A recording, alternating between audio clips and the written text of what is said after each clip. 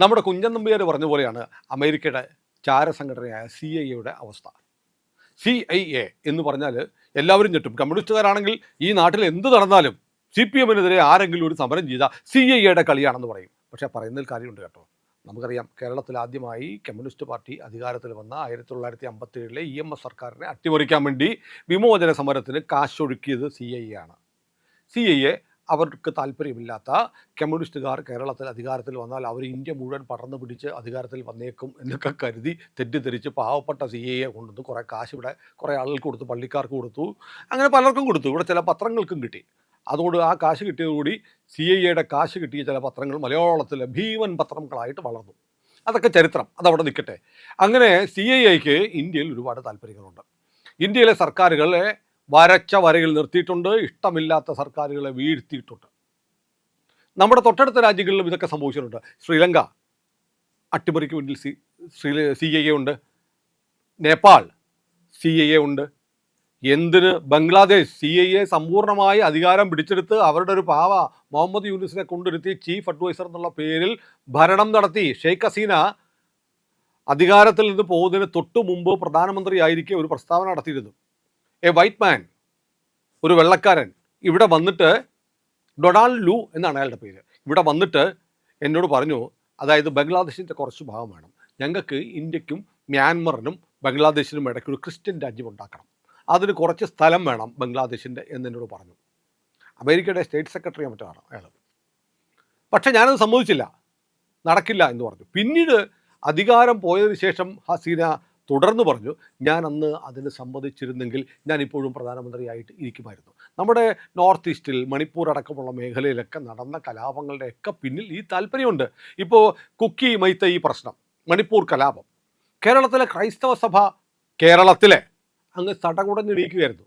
North ഇന്ത്യയിൽ വലിയ പ്രശ്നമൊന്നും ഉണ്ടായിരുന്നില്ല. അവിടെ ഇവിടെയൊക്കെ പറഞ്ഞ് പ്രചരിപ്പിച്ചത് അവിടെ സംഘികൾ BJP-ക്കാർ ചെന്നിട്ട് കുക്കി സഹോദരങ്ങളെ അങ്ങനെ വെട്ടിയും വെടിവെച്ചും കൊല്ലുകയൊക്കെയാണെന്ന് ആണ് പറഞ്ഞുകൊണ്ടിരുന്നത്. അവിടെ രണ്ട് ഗോത്രങ്ങളാണ്, മെയ്തൈ ഗോത്രവും കുക്കി ഗോത്രങ്ങളും. കാലങ്ങളായി ഇവർ തമ്മിലുള്ള പകയുടെ ഭാഗമായി അവിടെ ഏറ്റുമുട്ടലുകൾ നടന്നു.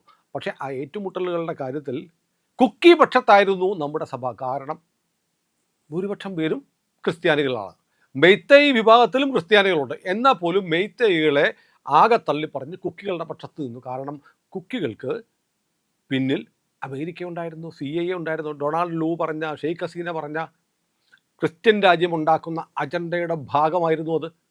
കാരണം ഈ മേഖലയിൽ എങ്ങും ഒരു ക്രിസ്ത്യൻ രാജ്യം ഇല്ലല്ലോ. ഒന്ന് ആലോചിച്ച് നോക്കുക, ഭൂപടം എടുത്ത് വെച്ച് നോക്കുക. Bangladesh, Pakistan, Myanmar, China, India, Bhutan, എവിടെ ഒരു ക്രിസ്ത്യൻ രാജ്യം ഇല്ല. എങ്ങനെ സഹിക്കും? ലോകം മുഴുവൻ സുവിശേഷം പ്രചരിപ്പിക്കണ്ടേ? അപ്പോൾ അമേരിക്കയ്ക്ക് ഇവാഞ്ചലിസ്റ്റുകളുടെ പിന്നിൽ പ്രവർത്തിക്കുന്ന ചാലകശക്തിയായ CIAക്ക് അങ്ങനെ സഹിക്കും? അതിനു വേണ്ടിയിട്ടാണ് മണിപ്പൂർ കലാപം ഉണ്ടാക്കിയത്. അത് മാത്രമല്ല, നമ്മൾ സമീപകാലത്ത് കുറച്ച് പേരെ പിടിച്ചില്ലേ? അമേരിക്കയുടെ ഒരു കൂലിപ്പട്ടാളക്കാരൻ, ലോകപ്രശസ്തനാണ്, സിനിമാറ്റോഗ്രാഫറാണ്, മാത്യു വാൻഡക്കും 6 ഉക്രൈൻകാരും ഇന്ത്യയിലെത്തി മണിപ്പൂർ വഴി മ്യാൻമറിലെ ചിൻ എന്നുള്ള പ്രവിശ്യയിലേക്ക് കടന്നു. ചിൻ പ്രവിശ്യയിൽ കടന്നിട്ട് അവിടെ പോയി കുക്കി തീവ്രവാദികൾക്ക്, ശ്രദ്ധിക്കണം, കുക്കി തീവ്രവാദികൾക്ക് ആയുധ പരിശീലനം, ഡ്രോൺ ഉപയോഗിക്കാനുള്ള പരിശീലനമൊക്കെ നൽകിയിട്ട് വീണ്ടും മ്യാൻമറിലെ ചിന്നിൽ നിന്ന് മണിപ്പൂർ വഴി കടന്ന് കൊൽക്കത്തയിൽ വന്നപ്പോൾ കൊൽക്കത്ത എയർപോർട്ടിൽ വെച്ച് നമ്മൾ പിടിച്ചു. അമേരിക്കയുടെ കൂലിപ്പട്ടാളക്കാരനാണ്. ഇയാളെ ലിബിയയിൽ അമേരിക്ക വിട്ടിട്ടുണ്ട്. ലിബിയയിൽ ഗദ്ദാഫി സർക്കാരിനെ അട്ടിമറിക്കാനുള്ള പോരാട്ടത്തിൽ ഈ കൂലിപ്പട്ടാളക്കാരനായ മാത്യു വാൻഡെക് പങ്കെടുത്തിട്ടുണ്ട്. തീർന്നില്ല, IS-നെതിരെയുള്ള ചില നീക്കങ്ങളിൽ അമേരിക്ക ഇയാളെ ഉപയോഗിച്ചിട്ടുണ്ട്. CIA ചോറ്റുപട്ടാളമാണ്. അമേരിക്കൻ ചാരസംഘടനയാണ് ആയ CIA തീറ്റിപ്പോറ്റുന്ന ഒരു ഒന്നാന്തരം നായയാണ് മാത്യു വാൻഡെക്. അയാളുടെ ചിത്രം കാണണം, യൂണിഫോമൊക്കെ മിലിറ്ററി യൂണിഫോം, അമേരിക്കൻ മിലിറ്ററിയുടെ യൂണിഫോം ഇട്ട് നിൽക്കുന്ന ആളാണ് മാത്യു വാൻഡെക്. ഈ മാത്യു വാൻഡെക്കിനെ നമ്മൾ അറസ്റ്റ് ചെയ്തു, കൂടെ 6 ഉക്രൈൻകാരെ അറസ്റ്റ് ചെയ്തു. ഉടനെ അമേരിക്ക ഇന്ത്യ വരട്ടി, പറ്റില്ല, ഞങ്ങളുടെ പൗരനെ അറസ്റ്റ് ചെയ്യാൻ പറ്റില്ല, ഉക്രൈൻകാരും പറഞ്ഞു. പക്ഷേ നമ്മൾ പറഞ്ഞു, അതേ ചേട്ടാ, ഇത് ഇന്ത്യയുടെ രാജ്യസുരക്ഷയുമായി ബന്ധപ്പെട്ട കാര്യമാണ്. നിങ്ങളുടെ പൗരന്മാർ, നിങ്ങളുടെ പട്ടാളക്കാരോ, നിങ്ങളുടെ കൂലി പട്ടാളക്കാരോ, നിങ്ങളുടെ CIA ഇവിടെ വന്നിട്ട് ഈ പണി ചെയ്താൽ ഞങ്ങളുടെ രാജ്യത്തൊരു നിയമമുണ്ട്. രാഹുൽ ഗാന്ധി എന്നോ രാജീവ് ഗാന്ധി എന്നോ സോണിയാഗാന്ധി എന്നോ അല്ല ഇന്ത്യയുടെ പ്രധാനമന്ത്രിയുടെ പേർ. അമേരിക്ക കണ്ണുരുട്ടിയാൽ ഉടൻ വിരണ്ട് ഇന്ന കൊണ്ടുപോയിക്കോ എന്ന് പറഞ്ഞ പരിപാടിയില്ല. നിയമാനുസൃതം വിചാരണ ചെയ്ത് ശിക്ഷയുണ്ടെങ്കിൽ ശിക്ഷ അനുഭവിച്ചിട്ട് മാത്യു അണ്ടക്കും ഈ യുക്രൈൻ കൂലി പട്ടാളക്കാരും പോകത്തുള്ളൂ. തീഹാർ ജയിലിലുണ്ട്, UAPA ചുമത്തിയിട്ടുണ്ട്, ജാമ്യം കിട്ടത്തില്ല. അമേരിക്കയുടെ CIA ഓമനപുത്രൻ ഇന്ത്യൻ ജയിലിൽ കിടക്കുകയാണ്. അമേരിക്ക പറഞ്ഞിട്ടും വിട്ടില്ല. തീർന്നില്ല. കഴിഞ്ഞ ആഴ്ചയാണ്, അതായത് മോദിയും ട്രംപും തമ്മിൽ കൂടിക്കാഴ്ച നടക്കുന്ന ഉച്ചകോടിയുടെ തലേ ദിവസം മൈക്ക മാർക്ക് എന്ന് പറയുന്ന അമേരിക്കക്കാരനെ, അവൻ്റെ കൂടെയുള്ള 2 മലയാളി പാതിരിമാർ ഉൾപ്പെടെയുള്ള സംഘത്തിനെ നമ്മൾ അറസ്റ്റ് ചെയ്തു.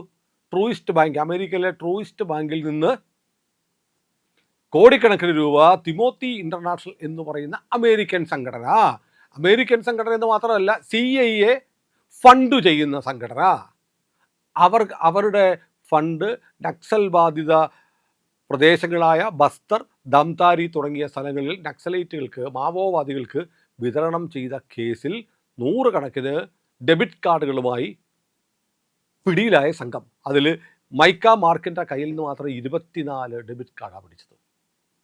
93 കോടി രൂപയാണ് കാർഡ് ഉപയോഗിച്ച് FCRA ചട്ടം ലംഘിക്കാൻ വേണ്ടി കാർഡ് ഉപയോഗിച്ച് പിൻവലിച്ചത്. പിടിച്ചു, മൈക്ക മാർക്കിനെ പിടിച്ചു എന്ന് മാത്രമല്ല, ട്രംപിനെ കാണുന്നതിൻ്റെ തലേ ദിവസം ചാർത്തിക്കൊടുത്തു UAPA. ജയിലില്ല. CIA രണ്ടാമത്തെ പുള്ളി. ചിന്തിക്കാൻ പറ്റില്ല. CIA അയച്ചിരിക്കുന്ന ആളുകളെ, CIA ഏജൻറ്റുമാരോ അല്ലെങ്കിൽ അവർക്ക് വേണ്ടിയിട്ട് ചാരപ്പണി നടത്തുന്നവരോ ആയ 2 എണ്ണത്തിനെ പിടിച്ച് നമ്മൾ UAPA ചുമത്തി ജയിലിലിട്ടു. തീർന്നോ? ഇന്ത്യയിലേക്ക് വന്നില്ലേ മാർക്കോ റൂബിയോ ആരാണ്? അമേരിക്കയുടെ സ്റ്റേറ്റ് സെക്രട്ടറി. ഇവിടെ വന്നിട്ട് ഭാര്യയുമായിട്ട് വന്നു. കൽക്കത്തയിലാണ് ഇറങ്ങിയത്. നേരെ മദർ തെരേസയുടെ മിഷണറീസ് ഓഫ് ചാരിറ്റീസിൻ്റെ ആസ്ഥാനത്തേക്ക് പോയി. അവിടെ ചെന്നപ്പോൾ അമ്മമാരെല്ലാം കരഞ്ഞു, ഈ സർക്കാർ ഞങ്ങളെ ദ്രോഹിക്കുകയാണ്, FCRA ചട്ടം ഭേദഗതി ചെയ്താൽ ഞങ്ങൾക്ക് കാശൊന്നും വരത്തില്ല, കാശ് കിട്ടിയില്ലെങ്കിൽ ഞങ്ങൾ എങ്ങനെ ഹിന്ദുക്കളെയൊക്കെ മതം മാറ്റും, അതുകൊണ്ട് എങ്ങനെയെങ്കിലും ഇതൊന്ന് മാറ്റിയെടുക്കണം എന്ന് പറഞ്ഞ് മാർക്കോ റൂബിയോടും ഭാര്യ ജീനറ്റിനും മുന്നിൽ അമ്മമാർ കണ്ണീരൊഴുക്കി എന്നാണ് പറയുന്നത്. അപ്പോൾ ഇന്ത്യ പറഞ്ഞു, അമേരിക്കയുടെ സെക്രട്ടറി അല്ലേ, സെക്രട്ടറി എന്ന് പറഞ്ഞാൽ മന്ത്രിയാണ്, ഇന്ത്യയിൽ ഇറങ്ങിയാൽ ഡൽഹിയിൽ ഇറങ്ങിയാൽ ഞങ്ങളുടെ മന്ത്രി വന്ന് സ്വീകരിക്കും. ഇയാൾ കൊൽക്കത്തയിൽ പോയിട്ട് കുമ്പസാരിക്കാനും പ്രാർത്ഥിക്കാനും പോയതാണെങ്കിൽ ഞങ്ങളുടെ ഓഫീസിലെ ഏറ്റവും ജൂനിയർ മോസ്റ്റ് സെക്രട്ടറിയെ വിടാം എന്ന് പറഞ്ഞ് നമ്മളങ്ങ് തണുത്ത സ്വീകരണം കൊടുത്തു. കാര്യമായിട്ടൊന്നും നടന്നില്ല. അങ്ങനെയല്ല, ഇവാഞ്ചലിസ്റ്റുകളെ ഉപദ്രവിക്കരുത്, അമേരിക്കയുടെ താല്പര്യങ്ങൾ സംരക്ഷിക്കണം. നിങ്ങൾ 140 കോടിയില്ലേ, 100 കോടി അടുത്ത് ഹിന്ദുക്കളാണല്ലോ, 2-3 കോടി ആളുകളെ ഒരു വർഷം മതം മാറ്റാൻ കൊടുക്കണേ, ഇന്ത്യയിലെ സഭകളൊക്കെ ഒന്ന് രക്ഷപ്പെട്ട് പോവട്ടെ എന്നൊക്കെ പറയാൻ വന്നതാണ് ഈ ചേട്ടൻ. പക്ഷേ ചേട്ടൻ വന്നിട്ട് ആഗ്രയൊക്കെ കണ്ട് താജ്മഹലൊക്കെ കണ്ട് ഭാര്യ ജീനറ്റുമായിട്ട് 2 ഫോട്ടോ ഒക്കെ എടുത്തിട്ട് പൊക്കോളാൻ ഇന്ത്യ പറഞ്ഞു. അങ്ങനെ ചേട്ടൻ തിരിച്ചു പോയി. തീർന്നില്ല. അതിനുശേഷം ഇവിടുത്തെ വെള്ളനൈറ്റിക്കാരുടെ പേടി സ്വപ്നമായിരുന്ന FCRA ചട്ടം അങ്ങോട്ട് ഭേദഗതി ചെയ്തു. വിദേശി തലവനാകാൻ പറ്റത്തില്ല, എല്ലാ അക്കൗണ്ടും FCRA ആനുകൂല്യം പറ്റുന്ന എല്ലാ വിദേശ ഫണ്ട് പറ്റുന്ന എല്ലാ സ്ഥാപനങ്ങളും സ്റ്റേറ്റ് ബാങ്ക് ഓഫ് ഇന്ത്യയുടെ ഡൽഹി ഹെഡ് ഓഫീസിലെ അക്കൗണ്ട് തുടങ്ങാവൂ എന്നുള്ളത് ഉൾപ്പെടെയുള്ള നിയമങ്ങൾ. ഫണ്ട് വകമാറ്റി ക്രമക്കേട് കാണിച്ച് കള്ളത്തരം കാണിച്ചാൽ അതുകൊണ്ടുണ്ടാക്കിയ സ്ഥാപനം സർക്കാർ കണ്ടുകെട്ടും എന്ന വ്യവസ്ഥ കൊണ്ടുവന്നു. ചങ്കത്തടിച്ച് കരഞ്ഞു. ഒരു രക്ഷയില്ല. ശരിക്കും ഈ മതം മാറ്റൽ പരിപാടിയുടെ പുറകിലും അമേരിക്കൻ താല്പര്യമാണ്. അമേരിക്കൻ താല്പര്യം നടപ്പാക്കാൻ CIA നീക്കമുണ്ട്. അപ്പോൾ സമീപകാലത്ത് CIA എടുത്ത് കൊട്ടയിലിട്ടുന്ന പരിപാടിയാണ് ഇന്ത്യ ചെയ്തുകൊണ്ടിരിക്കുന്നത്. തീർന്നില്ല. നമുക്ക് 2025 ഓഗസ്റ്റ് 31 കാര്യം കൂടെ പറയണം. നിങ്ങൾക്കറിയാവുന്ന കാര്യമാണ്. ഇത് മലയാളത്തിലെ പ്രേക്ഷകരോട് ആദ്യം ഈ കാര്യം പറഞ്ഞത് ഞാനാണ്. എനിക്കതിൽ വലിയ അഭിമാനമുണ്ട്. കാരണം ഓഗസ്റ്റ് 31, സെപ്റ്റംബർ 1 ഷാങ്ഹായ് ഉച്ചകോടി നടക്കുന്നത്, SCO സമ്മിറ്റ്. മോദി ചൈനയിലേക്ക് പോകുന്നു. ടിയാൻജിനിൽ നടക്കുന്ന ഉച്ചകോടിയിൽ മോദി പോകുന്നു. അവിടെ മോദി, പുടിൻ, ഷീ ജിൻപിങ് ഒക്കെ ആയിട്ടുള്ള ചർച്ചകൾ നടക്കുന്നതിൻ്റെ തലേന്ന് ബംഗ്ലാദേശിൻ്റെ തലസ്ഥാനമായ ഡാക്കയിലെ വെസ്റ്റിൻ ഹോട്ടൽ റൂം നമ്പർ 808.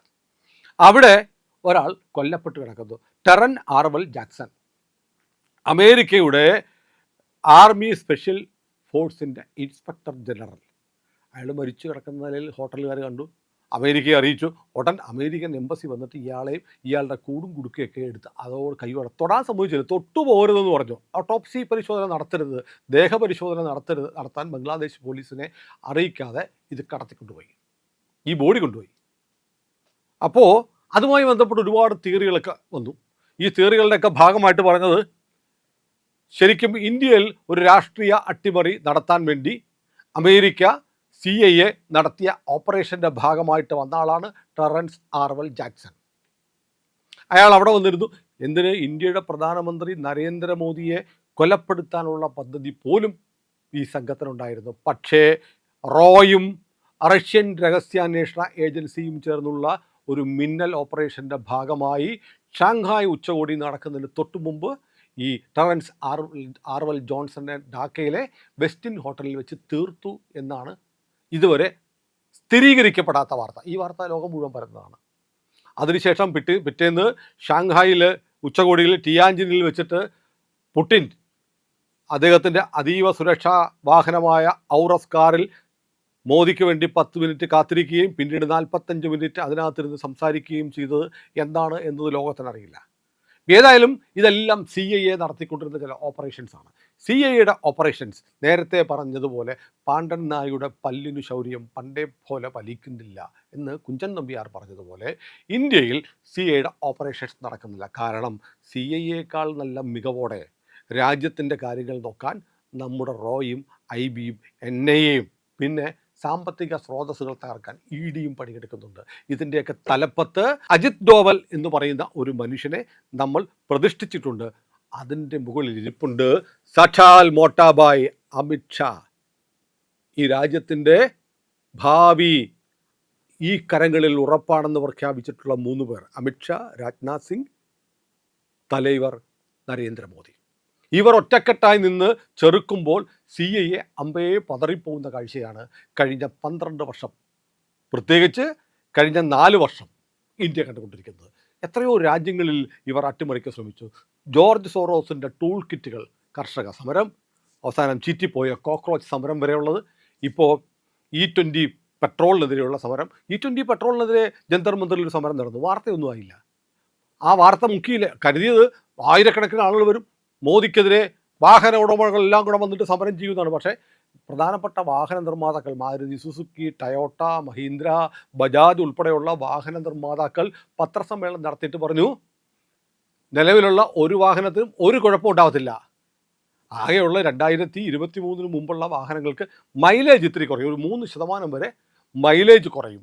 അതല്ലാതെ വാഹനങ്ങളുടെ എഞ്ചിനോ മറ്റു ഭാഗങ്ങൾക്കോ കേടുപാടുണ്ടാകും എന്ന് ഞങ്ങൾക്ക് ബോധ്യമില്ല എന്ന് ഇന്ത്യയിലെ പ്രധാനപ്പെട്ട എല്ലാ വാഹന നിർമ്മാതാക്കളും ചേർന്നൊരു വാർത്താ സമ്മേളനം നടത്തി. നമ്മുടെ മാധ്യമങ്ങളിൽ വന്നില്ല കേട്ടോ, വരില്ലല്ലോ. കാരണം ടൂൾ കിറ്റ് നടപ്പാക്കാൻ ജോർജ് സോറോസിൻ്റെ അച്ചാരം വാങ്ങിയ രാഹുൽ ഗാന്ധിക്ക് വേണ്ടി പണിയെടുക്കുന്നവരാണ് ഈ മാധ്യമങ്ങൾ. അതുകൊണ്ട് ഇതൊന്നും പറയില്ല. പക്ഷേ ടൂൾ കിറ്റിൻ്റെ ആശാനായ ജോർജ് സോറോസിൻ്റെ വരെ വെടി തീർന്ന നിലയിലാണ് ഇരിക്കുന്നത്. കാരണം ഇന്ത്യ എല്ലാ പ്രതിരോധങ്ങളും ഒരുക്കി ഇന്ത്യക്ക് ചുറ്റും ഒരു ലക്ഷ്മണരേഖ വരച്ച് ഈ രാജ്യത്തെ ജനങ്ങളെ സംരക്ഷിക്കാനുള്ള കടുത്ത നിലപാടുമായി മുന്നോട്ട് പോവുകയാണ്. ഏതായാലും CIA എന്ന് പറയുന്ന ലോകോത്തര ഏജൻസി ലോകത്തിലെ പല ഭരണകൂടങ്ങളെ വീഴ്ത്തിയ, ഇഷ്ടമുള്ള പാവ ഭരണകൂടങ്ങളെ പ്രതിഷ്ഠിച്ച CIAക്ക് കഴിഞ്ഞ 12 വർഷമായിട്ട് ഇന്ത്യയിൽ ഒന്നും ചെയ്യാൻ പറ്റുന്നില്ല. ഇരുമ്പിൽ കടിച്ച് പല്ല് കളയുന്ന അവസ്ഥയിലാണ് CIA. ഇതാണ് നമ്മുടെ രാജ്യം ഇന്ന് നേടിയിരിക്കുന്ന ഏറ്റവും വലിയ ഒരു സുരക്ഷാ സ്ഥിതി എന്നത് നിങ്ങളുടെ മുന്നിൽ അവതരിപ്പിക്കാനാണ് ഈ വീഡിയോയുമായി ഞങ്ങൾ വന്നത്. ഏതായാലും കൗതുകരമായ ഇൻഫോർമേറ്റീവായിട്ടുള്ള പുതിയ വിവരങ്ങളുമായി വീണ്ടും നമുക്ക് കാണാം. ഇന്ത്യ ലൈവ് സബ്സ്ക്രൈബ് ചെയ്തിട്ടില്ല എങ്കിൽ ഉറപ്പായിട്ടും ചെയ്യണേ.